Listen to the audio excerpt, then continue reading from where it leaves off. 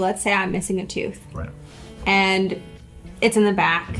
I don't really think much of it, but I can actually have something called an implant put in that spot to now where my teeth would function as they should. Yeah.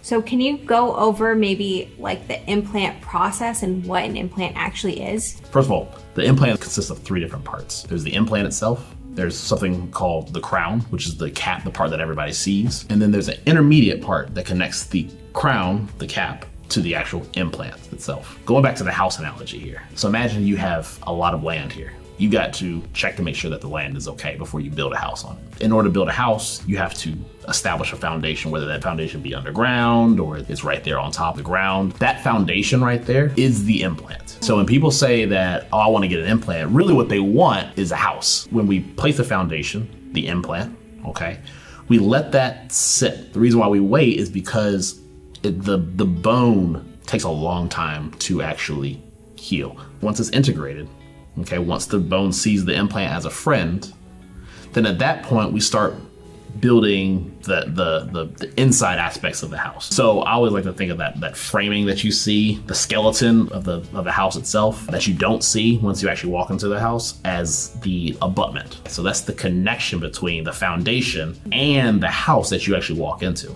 Once you actually have the foundation and once you have all of the skeleton of the house created, then at that point you can actually start putting up sheetrock, you can start putting in appliances, things of that nature, and it becomes a home. And all that process right there is the crown itself. That's the part that everybody sees when they walk into the house. So there's 3 main components. There's the crown, the part that everybody sees, the implant, which is the foundation, and then the abutment, which is the connecting part. Typically speaking, that whole process usually ranges about maybe 4 to 5 months.